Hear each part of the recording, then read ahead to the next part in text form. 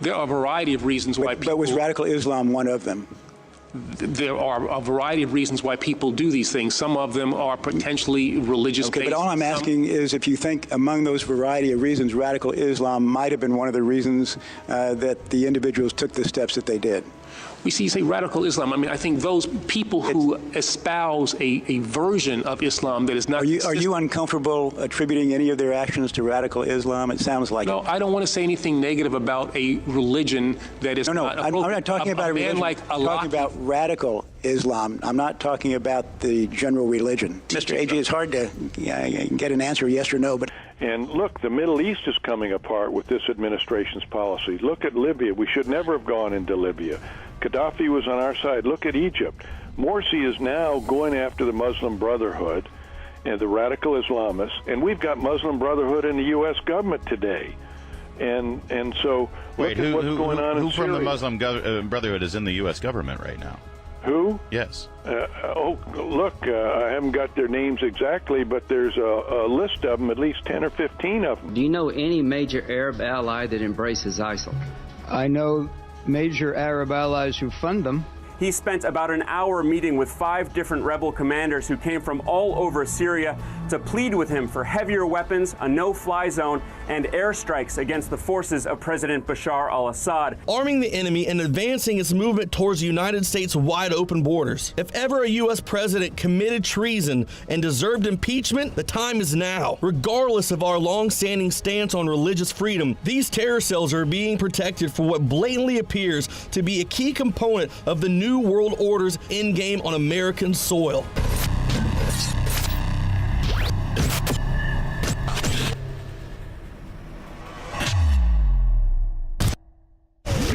Sold out for weeks due to the difficult and extensive proprietary process behind its creation, the exclusive INFOWARS Life Secret 12 formulation is now back in stock in the last limited shipment of 2014. The most bioactive form that has been created with our proprietary process. This ultra-clean vitamin B12 nutraceutical has been carefully crafted and developed over the last 2 years and is based on cellular science of how your body actively absorbs essential nutrients. Secret 12 is taken by mouth, right on the tongue, and then swallowed. No needles, no injections. Vitamin B12 deficiency is linked to scores of serious problems. And Secret 12 is a fusion of 2 organic, proprietary forms of vitamin B12, bringing you a true nutraceutical quality vitamin B12. Secret 12. Secret 12 is an excellent Christmas gift and is tailor-made to boost your New Year's resolutions. Supplies of Secret 12 are very limited. Secure yours today at InfoWarsLife.com or by calling toll-free 888-253-3139.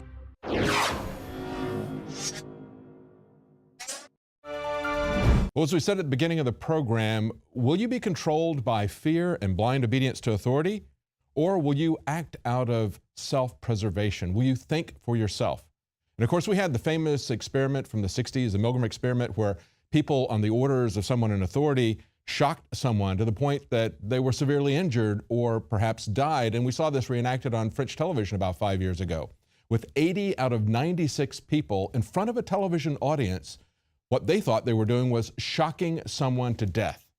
We've also seen it in real life. We saw people run back into the Twin Towers when they could have escaped, or sitting in their chair because someone told them to go back in. Someone told them not to leave. And most recently, we saw it in the DC subway. Well, joining us to talk about this is Gerald Celente of trendsresearch.com. Now, he contacted Rob Dew after he saw Rob's report about this fire on the DC Metro. People told to just sit in place as the subway trains were filling with smoke. Amazingly, they did, many of them. One woman died, 84 went to the hospital. And of course, we've seen this before, 9/11, people who could have gotten out of the second tower and they were told to stay in place. Many of them obediently did. Some of them got out and were told to go back, and they went back. Now, Gerald had an experience with this in Chile. Welcome, Gerald. Tell us about your experience in Chile. Well, it was back in 2010, and I was on the 14th floor of the Crown Plaza Hotel, along with one of my colleagues. And 3:30 in the morning, things started shaking. And it was the worst earthquake they had over there in 100 years. So immediately, I was out of there. I just grabbed my pants and heading down the stairs. And the thing went on for 90 seconds. But to make a very long story short, When we got down there, this is a hotel, probably holds about 200 people, 250 people. There were only about several people down. We had to exit another way after we got to the third floor. Everything was collapsed underneath it. And most people stayed in their rooms. Mm-hmm. And the place didn't come down because it was one of these earthquake-resistant buildings, so the thing was all twisted. But, you know, it didn't collapse. And as people started coming in, you know, 4 in the morning, 5 in the morning, and I kept asking them, you know, what did you do? Well, these were the stories. I called the front desk. We called our tour operator. We went into the bathtub. I think that was a different movie. You're supposed to go in the bathtub. And we stayed under the door. Oh, yeah. You know, a 20-story building comes smashing down. You stand under that door, you're going to be okay. The moral of the story was that everybody froze. Yeah. Yeah. I saw a quote from you. You said, think for yourself. Nobody can think for themselves anymore. They trust authority, but they can't even think for themselves. They're afraid. Yeah. And because what's happened is that's all they sell us is fear. But don't worry about it. We're going to watch you and we're going to take care of you. We'll be in charge. Oh, you have nothing to worry about. So that's the mentality that people have in their minds. They've lost the courage to think for themselves, to be themselves. They lack the dignity and self-respect. And so they put their lives in the hands of others. And you see it all the time. It's going on right in front of us now. You're seeing what's going on over there in Europe. People are buying the baloney, saluting the leaders, and following the script. Yeah, a lot of this is just a blind reliance on authority. And of course, that's the way much of this stuff is being sold to us. Look at climate change. That's essentially an appeal to authority. When you ask people, why do you believe that we've got global warming going on? They'll basically cite some authorities who told them that it was happening. They can't look for themselves. They won't look at the data themselves. They won't step outside their room and look at the weather. And of course, if they bother to look at these models that they're using to project global warming, they'll see that for the little bit that we can look at, of course, these are such long-term models, you can't verify most of it, but the little bit that we can verify, we see their models are broken. They're not working, yet people will still buy that reliance on authority. We saw it with the Milgram experiments back in the 1960s. When the authorities told them to shock people, even to the point of death, they would do it unquestioningly. Yeah, so when Rob did that piece and how the people obediently behaved, it's even worse now. Think of how kids are growing up going to school. You know, they're going to little prisons. Oh, they got absolutely. cops in school. You can't make this stuff up. Mm-hmm. Look, if I grew up now, if I was a little kid now, they'd have had me whacked out on Ritalin a long time ago. I'm serious. That's right. Oh, yeah, absolutely. Yeah. So what I'm saying is the whole culture now is so fearful. Every day is another day of fear. Think I'm making it up? Watch out. There's a guy up there in Ohio that was going to attack Washington, D.C. And I tell you, he was going to destroy the whole place single-handedly. Good thing we got him. We're on the case. Yeah. Look, you watch what happens with the Super Bowl coming up. Mm-hmm. All we're going to hear about is the no-fly zones, all of these guys out there. Here comes, they got all this armament. Oh, yeah, here comes a terrorist. Da, da, da, da. Oh, it's a 12-year-old kid. And what I'm saying is, you're seeing it in France now. Yeah. You're seeing it all over the world. They got tens of thousands of stormtroopers out there.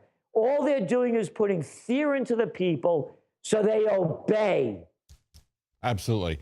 They can't sell anything without using fear. And of course, they're pushing the new agenda to try to control the internet. CISPA's coming back yet again. And of course, it's the fear that somebody is going to hack into your computer when the government's doing it all the time. 24/7, 365. The government is hacking your computer, your phone, everything. And yet we're supposed to turn over all of our freedom to them because somebody might look at our emails. Yeah. Somebody is looking at our emails, aren't they, Gerald? Well, of course. Well, now, by the way, that, Obama came out and he made that North Korean hacking that American business, Sony. I thought they were Japanese, but they say they're an American business. And they made a big deal out of that one. And of course, in the, the Wired world, everybody said that, it was an inside job and North Korea didn't do it. But they made it a freedom of speech issue. What's going on over there in Europe, they're making it a freedom of speech issue. So now we are all, and people say to me, Mr. Salenti, aren't you concerned about the government? You say something. I said, no, I don't have to worry anymore. Obama said that it's a free speech issue. So now it's okay for me to say that the president of the United States is a fraud and a disgrace to this country, and so too is Congress. I don't have anything to worry about anymore. I could say it. So I just want to make that clear. So if anything happens to me, I doubt it, because the president said he's in favor of free speech. So my speech is, he's a disgrace, and so is Congress, that these are the people that are leading this country down.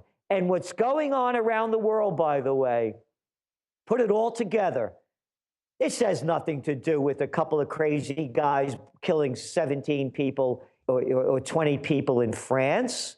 It has nothing to do with the one guy in Ohio that was going to take over Washington. What they're doing now is they're setting us up for the takedown, because the global markets are coming down. They're out of control. I'm seeing swings that I've never seen in my life before. The Dow's up 300, down 200. The oil is up 4%, down 5%.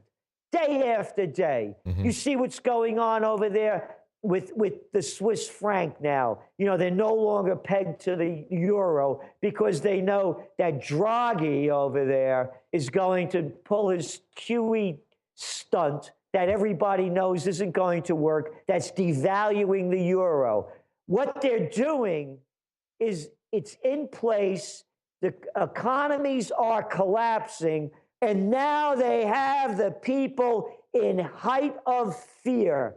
So when this thing goes down and people start taking to the streets, they don't have a chance. Look what's going on in Spain. The Podemos party, out of nowhere, they could win the election today. You look what's going on in Italy between the Five Star Movement and the Northern League. You look what's going on in every country in Europe, whether it's Germany, all of these, UKIP in the UK, one party after another, they've had it. And now the people are ready to go to the streets as this economy is going to collapse. The euro is on its way out. It's getting slaughtered. And now they have the stormtroopers in place to keep you in your place. Absolutely. When you look at what happened with, you mentioned gold and volatility, that went up, or the Swiss franc went up 30% in 13 minutes. And of course, gold has been shooting up today as a commodity as well, but 30% in just 13 minutes. And you're talking about how they saw the quantitative easing for the euro coming, and they no longer can hold the line and hold the value down of the Swiss franc. They just can't afford to do it. That's a 30% jump in just 13 minutes. Yeah, the Swiss know what's going to happen. When they start this quantitative easing, buying government bonds and corporate crap. That's all it is, and it's not going to work. Financial Times did a poll about 2 weeks ago on this. The vast majority of the economists said it's not going to work. All it's going to do is devalue the currency. That's why you're seeing gold go up. And again, the only reason the dollar has any strength is because of all these world currencies are so cheap. Look at the price of copper. It's not only oil. Copper is at 5.5-year lows. There's no demand. There's excess supply. I'm not making this number up. 85 people have more dough than half the world's population, 3.5 billion. You look what's going on in Brazil with Petrobras, their energy company, not only caught in corruption, bam, down on a downhill slide. Look what's coming on here in the States. Look at the bank profits. Hey, guess what? 20% or thereabouts of the junk bonds in this country.